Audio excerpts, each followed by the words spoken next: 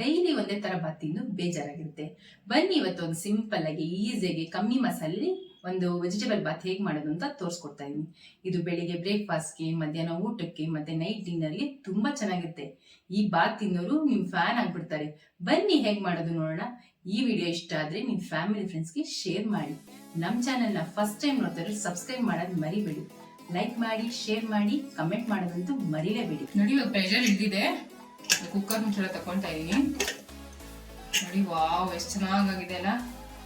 ಇದಕ್ಕೆ ಮಸಾಲೆ ಪದಾರ್ಥಗಳು ಹಾಕಿರೋದೇ ಬೇರೆ, ಮತ್ತೆ ಸಪ್ರೇಟ್ ನಮ್ಮ ಮನೇಲೆ ಹುರಿದು ಹಾಕಿರೋ ಪದಾರ್ಥಗಳು.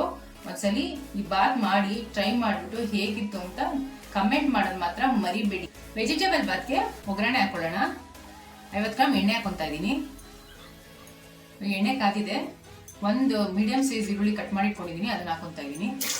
ಈರುಳ್ಳಿ ಸ್ವಲ್ಪ ಫ್ರೈ ಆಗಬೇಕು. ಇವಾಗ ಈರುಳ್ಳಿ ಫ್ರೈ ಆಗಿದೆ. ಒಂದು 8 ಇಂದ 10 ಹುಳ್ಳಿಕಾಯಿ ಬಿಡಿಸಿಟ್ಕೊಂಡಿದೀನಿ, ಅದನ್ನ ಹಾಕೊಂತಾ. ಒಂದು ಕ್ಯಾರೆಟ್ ಹೆಚ್ಚಿಟ್ಕೊಂಡಿದೀನಿ, ಅದನ್ನ ಹಾಕೊಂತಾ ಇದೀನಿ. ಒಂದು ಗೆಡ್ಡೆಕೋಸು ಹೆಚ್ಚಿಟ್ಕೊಂಡಿದೀನಿ, ಅದನ್ನ ಹಾಕೊಂತಾ ಇದೀನಿ. ಒಂದು ಪೊಟೆಟೊ ಹೆಚ್ಚಿಟ್ಕೊಂಡಿದ್ದೀನಿ, ಅದನ್ನ ಹಾಕೊಂತಾ ಇದೀನಿ. ಒಂದು 3 ಟೇಬಲ್ ಸ್ಪೂನ್ ಬಟಾಣಿ. ಇನ್ನು ಇವಾಗ ಚೆನ್ನಾಗಿ ಬಾಡ್ಕೊಳ್ಳೋಣ. 2 ಮೀಡಿಯಂ ಸೈಜ್ ಟೊಮೆಟೊ ಹೆಚ್ಚಿಟ್ಕೊಂಡಿದೀನಿ, ಅದನ್ನ ಹಾಕೊಂತಾ ಇದೀನಿ. ರುಚಿಗೆ ತಕ್ಕಷ್ಟು ಉಪ್ಪು ಹಾಕೊಂತಾ ಇದೀನಿ. ಇದೊಂಚೂರು ಫ್ರೈ ಆಗಬೇಕು. ಸಾಕು, ಇದು ಫ್ರೈ ಆಗಿರೋದು. 1 ಟೇಬಲ್ ಸ್ಪೂನ್ ಸಾಂಬಾರ್ ಪುಡಿ ಹಾಕೊಂತಾ ಇದೀನಿ. ಮನೇಲಿ ಸಾಂಬಾರ್ ಮಾಡೋದಕ್ಕೆ ಪುಡಿ ಮಾಡಿಟ್ಕೊಂಡಿರ್ತೀವಲ್ಲ, ಅದನ್ನ 1 ಟೇಬಲ್ ಸ್ಪೂನ್ ಹಾಕೊಂತಾ ಇದೀನಿ. ಇದೊಂದು ಪುಡಿ ನಾನು ಹುರಿದಿಟ್ಕೊಂಡಿದೀನಿ. ಜೀರಿಗೆ, ಮೆಣಸು ಮತ್ತೆ ಕಡಲೆಬೇಳೆ, ಉದ್ದಿನಬೇಳೆ ಒಂದೊಂದು ಸ್ಪೂನ್ 3 ಹುರಿದು ಪುಡಿ ಮಾಡಿ ಇಟ್ಕೊಂಡಿದೀನಿ, ಅದನ್ನ ಹಾಕೊಂತಾ ಇದೀನಿ. ಇದೊಂಚೂರು ಚೆನ್ನಾಗಿ ಮಿಕ್ಸ್ ಮಾಡ್ಕೊಳ್ಳೋಣ. ಇದು 1 ಟೇಬಲ್ ಸ್ಪೂನ್ ಗರಂ ಮಸಾಲ,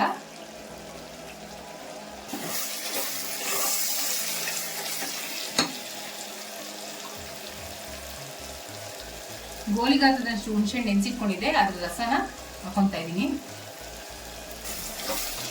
ನಾವು ರೆಗ್ಯುಲರ್ ಮಾಡ್ತೀವಲ್ಲ ಬಾತು, ಆ ಥರ ಅಲ್ಲ. ಇದಕ್ಕೆಲ್ಲ ಬೆಳ್ಳುಳ್ಳಿ, ಶುಂಠಿ ಏನು ಯೂಸ್ ಮಾಡಿಲ್ಲ.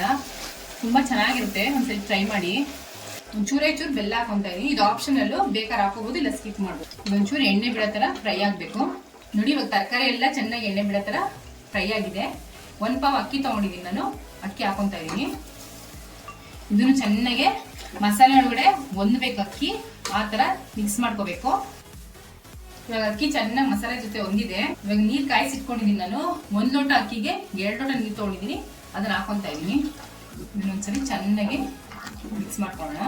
1 ಟೇಬಲ್ ಸ್ಪೂನ್ ನಿಂಬೆಹಣ್ಣು ಹಾಕೊಂತಾ ಇದೀನಿ. ಇದು ಯಾಕೆ ಅಂತಂದ್ರೆ ಅಕ್ಕಿ ಅನ್ನ ಉದ್ರುದ್ರಾಗುತ್ತೆ, ಅದಕ್ಕೋಸ್ಕರ ನಿಂಬೆಹಣ್ಣು ಹಾಕೊಂತಾ ಇದೀನಿ. ಸ್ವಲ್ಪ ಕೊತ್ತಂಬರಿ. ಇನ್ನೊಂದ್ಸರಿ ಚೆನ್ನಾಗಿ ಮಿಕ್ಸ್ ಮಾಡ್ಕೊಳ್ಳೋಣ. ನೀರು ಕುದಿ ಬರಬೇಕು. ನೀರು ಕುದಿ ಬಂದಿದೆ. ಕುಕ್ಕರ್ ಮುಚ್ಚಳ ಹಾಕೊಂಡು 2 ವಿಜಿಲ್ ಕೂಗಿಸ್ಕೊಳ್ಳೋಣ. ನೋಡಿ ಇವಾಗ ಪ್ರೆಷರ್ ಹಿಡಿದಿದೆ. ಕುಕ್ಕರ್ ಮುಚ್ಚಳ ತಕೊಂತಾ ಇದೀನಿ. ನೋಡಿ ವಾವ್ ಎಷ್ಟು ಚೆನ್ನಾಗಿದೆ ಅಲ್ಲ. ಮಸಾಲೆ ಪದಾರ್ಥಗಳು ಹಾಕಿರೋದೇ ಬೇರೆ, ಮತ್ತೆ ಸಪ್ರೇಟ್ ನಮ್ಮ ಮನೇಲೆ ಹುರಿದು ಹಾಕಿರೋ ಪದಾರ್ಥಗಳು.